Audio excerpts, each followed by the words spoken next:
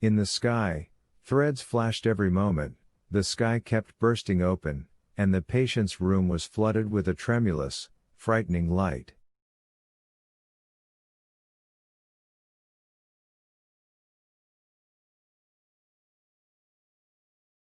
Ivan quietly wept, sitting on his bed and looking out at the muddy river boiling with bubbles.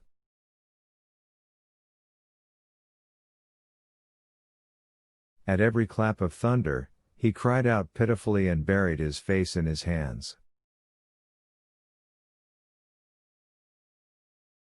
Pages covered with Ivan's writing lay about on the floor.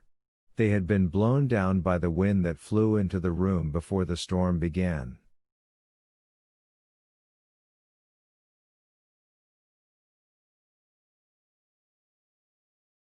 The poet's attempts to write a statement concerning the terrible consultant had gone nowhere.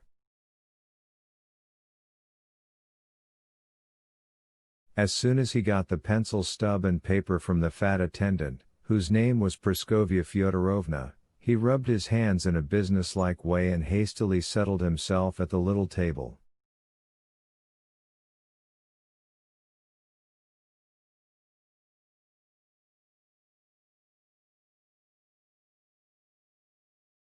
The beginning came out quite glibly. To the police. From Masalit member Ivan Nikolaevich homeless. A statement. Yesterday evening I came to the Patriarch's ponds with the deceased M.A. Berlioz. And right there the poet got confused, mainly owing to the word deceased. Some nonsensicality emerged at once. What's this? Came with the deceased? The deceased don't go anywhere. Really? For all he knew, they might take him for a madman. Having reflected thus, Ivan Nikolaevich began to correct what he had written. What came out this time was, with M.A. Berlioz, subsequently deceased. This did not satisfy the author either. He had to have recourse to a third redaction, which proved still worse than the first two, Berlioz, who fell under the tramcar, and that namesake composer, unknown to anyone, was also dangling here, so he had to put in, not the composer.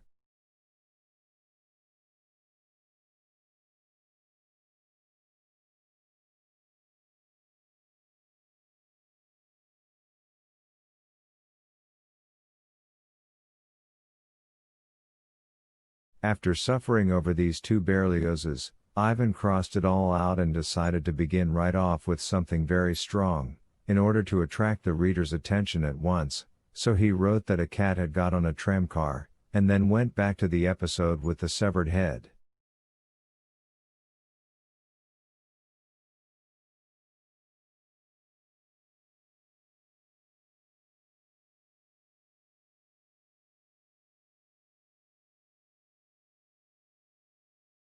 The head in the consultant's prediction led him to the thought of Pontius Pilate, and for greater conviction Ivan decided to tell the whole story of the procurator in full, from the moment he walked out in his white cloak with blood-red lining to the colonnade of Herod's palace.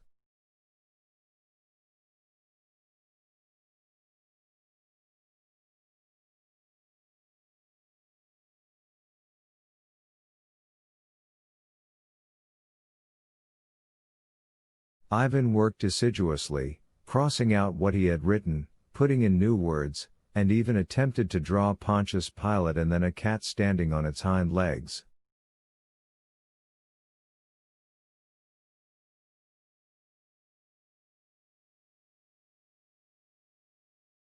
But the drawings did not help, and the further it went, the more confusing and incomprehensible the poet's statement became.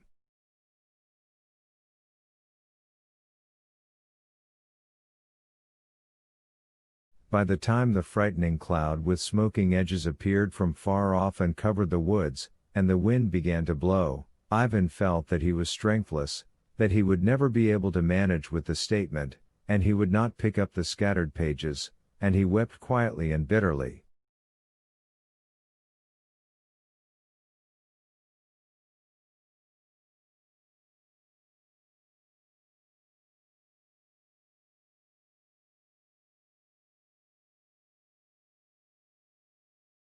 The good-natured nurse Praskovia Fyodorovna visited the poet during the storm, became alarmed on seeing him weeping, closed the blinds so that the lightning would not frighten the patient, picked up the pages from the floor, and ran with them for the doctor.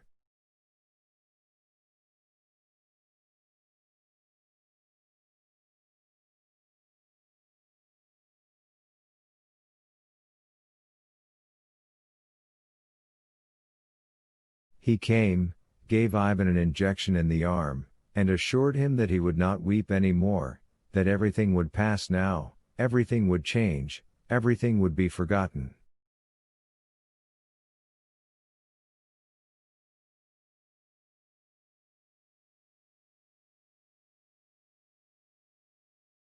The doctor proved right. Soon the woods across the river became as before. It was outlined to the last tree under the sky, which cleared to its former perfect blue, and the river grew calm.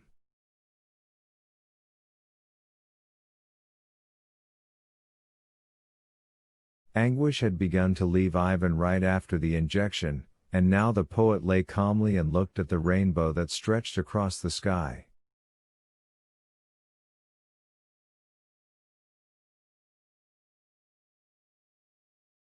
So it went till evening, and he did not even notice how the rainbow melted away, how the sky saddened and faded, how the woods turned black.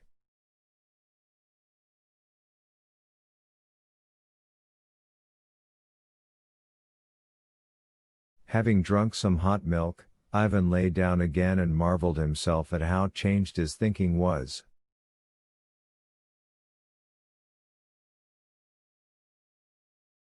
The accursed, demonic cat somehow softened in his memory, the severed head did not frighten him any more, and, abandoning all thought of it, Ivan began to reflect that, essentially, it was not so bad in the clinic, that Stravinsky was a clever man and a famous one, and it was quite pleasant to deal with him.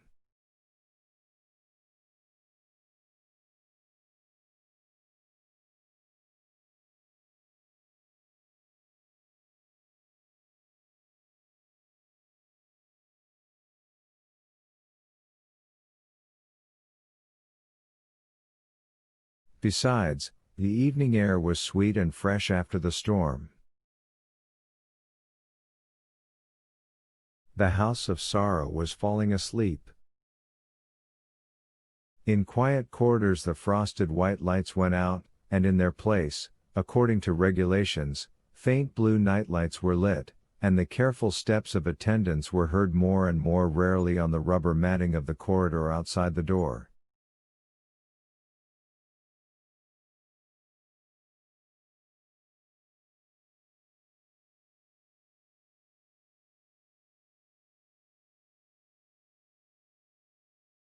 Now Ivan lay in sweet languor, glancing at the lamp under its shade, shedding a softened light from the ceiling, then at the moon rising behind the black woods, and conversed with himself.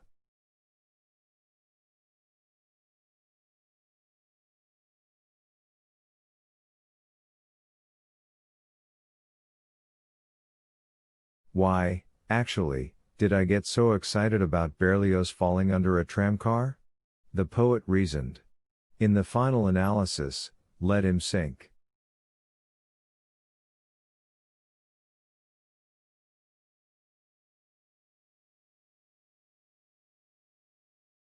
What am I, in fact, his chum or in-law?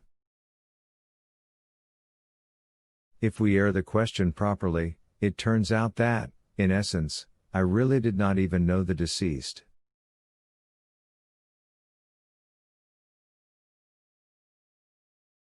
What, indeed, did I know about him?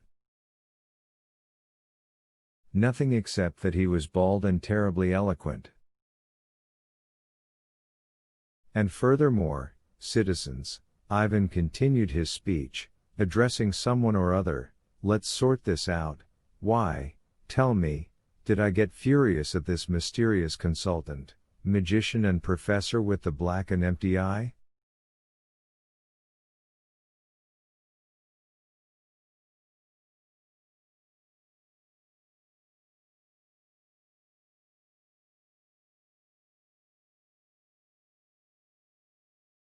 Why all this absurd chase after him in underpants and with a candle in my hand, and then those wild shenanigans in the restaurant?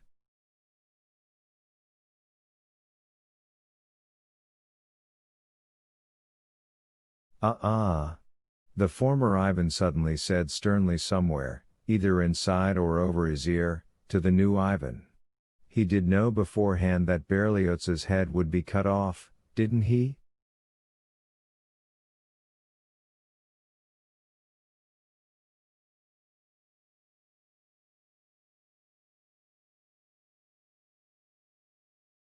How could I not get excited?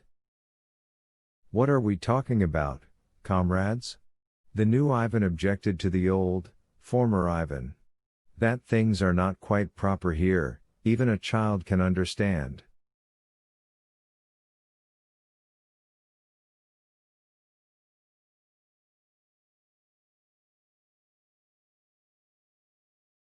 He's a 100% outstanding and mysterious person. But that's the most interesting thing. The man was personally acquainted with Pontius Pilate. What could be more interesting than that?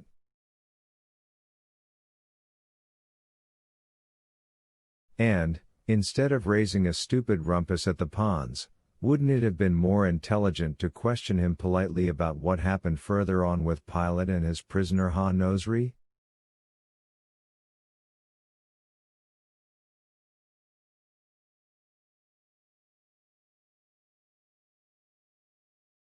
And I started devil knows what. A major occurrence, really, a magazine editor gets run over. And so, what, is the magazine going to shut down for that? Well, what can be done about it? Man is mortal and, as has rightly been said, unexpectedly mortal.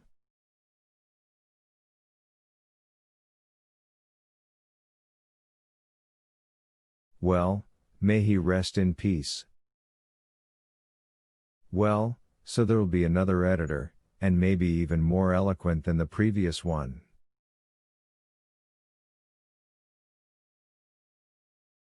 After dozing for a while, the new Ivan asked the old Ivan sarcastically. And what does it make me, in that case?